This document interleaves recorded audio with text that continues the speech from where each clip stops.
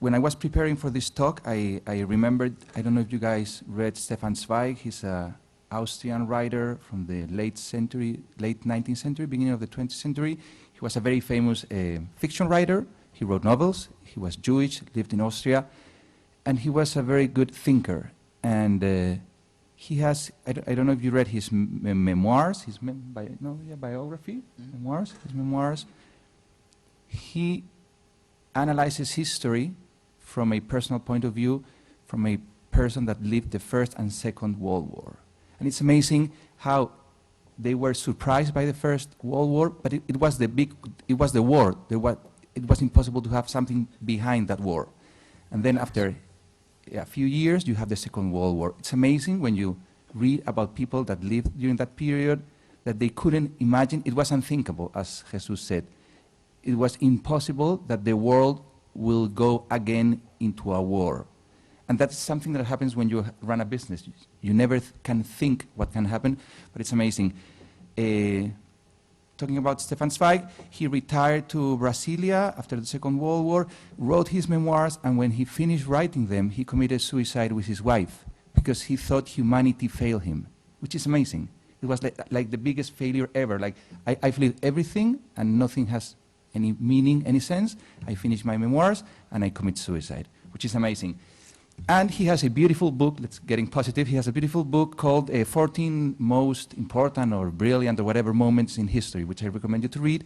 And one of the moments he talks about is about the first time they put a telegraph cable line between Europe and the States. I don't know if you guys know the story, but I love when we all work with technology. We all have absolutely no idea about technology, and I think anybody who is entrepreneur in technology starts knowing nothing, and after 3 or 5 or 10 years sees everything different. No? And it's amazing when you hear the story of Cyrus W. Field. He was a guy from New York, son of a carpenter. He was a businessman. He had a paper mill, got millionaire very young, and he decided to be the one who was going to put the cable, the telegraph between Europe and the States. You have to understand this was a 19th century. There was no way to get news fast between one country and another one. And it's very similar to things we did on internet. They decided to put in between New Zealand and Ireland. It's amazing when you see, he started the business knowing nothing about technology. He didn't know what the boats could do. They didn't have the right cable to do it. They had to investigate how to cover the copper with plastic or whatever to be able to put it underwater. They didn't know how deep the water was. They knew nothing. But he was very enthusiastic about it. So he ran to Europe, ran through many countries, through the States, and got a lot of money to start the venture. They did it 2 times in 1858. In every time they lost the cable, they lost the boats. It was a complete failure, and they lost hundreds of millions of dollars or pounds or whatever. But you have to see the boat. It was really this boat, which is amazing. In the second time, in 1858, they got it to work for 1 week. So the Queen of England sent a telegraph to the President of the States that you have here in reproduction. When Cyrus got to New York, they made a huge parade, a huge festival. He got many prizes, and 1 week later, it stopped working, and they didn't know why. And it was because they put too much electricity into the pipe, so it broke. So this guy, who was the most famous person for 1 week, became the most hated person in the States for many, many years. He got broken, he got half crazy, but kept with the idea, which is rather an obsession. In 1866, he got money again, and you have to understand how hard this is. No? But it's, I have many friends who have internet startups that did exactly the same. No? So in 1866, they got the right technology. They finally got boats that could host the whole cable and put it down. They got the right cable, so they finally could do it. And it's amazing how they got into venture without knowing anything about technology, and then finally the technology matured or grew, and they could get to it, no? With this much better boat. It's beautiful, all the graphics from that time. I was working as a university teacher in '98, and I decided to do a photography portal like Flickr from the 98 where you could upload 10 pictures. Each picture could be 25 kilobytes maximum size, which is ridiculous, but it was very strange at the time.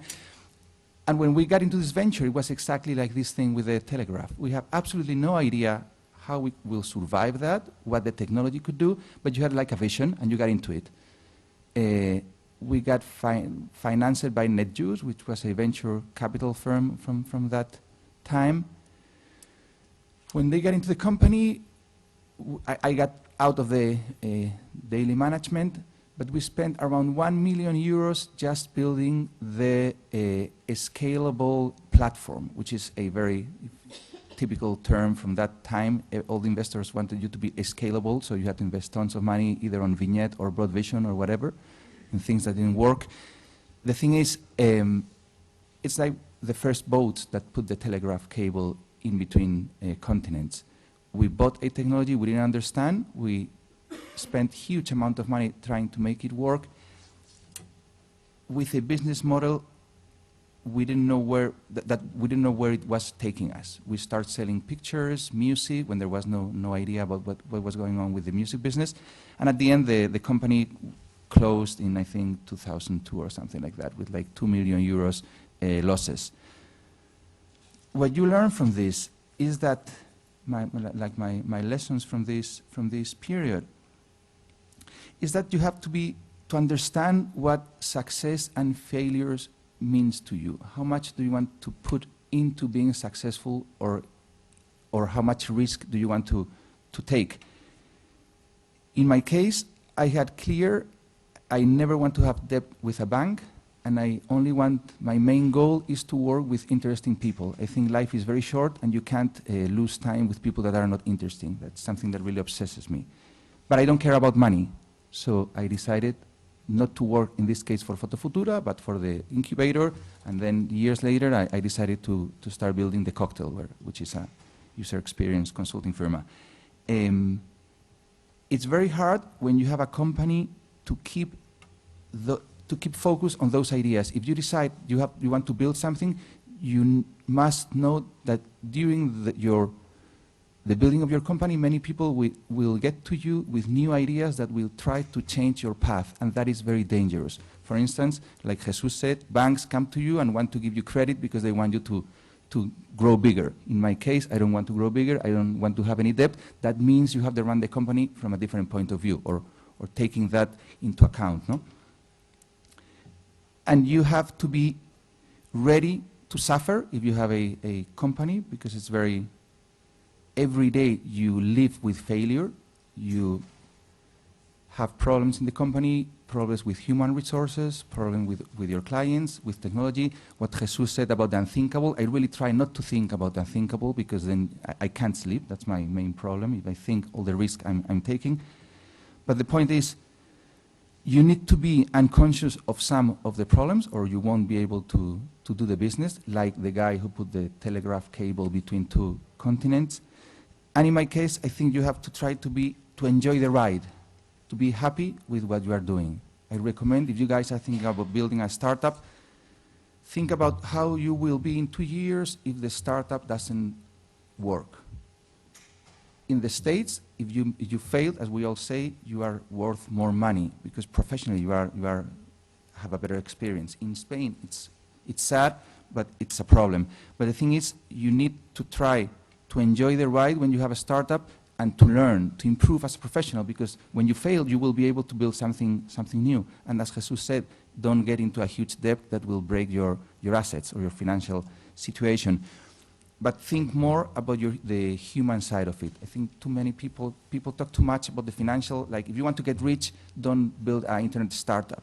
If you want to suffer, do it. But if you want to get rich, maybe you should do something else. But if you want to learn a lot and to know really interesting people and to be part of a revolution, go into internet. But be ready not to earn that much money. We all talk about people who earn a lot of money on internet, but we never talk about the thousands of companies that just work or go well or earn good money but don't make millionaires, no? And I think those companies are really, really interesting, because you can make a really good life out of them.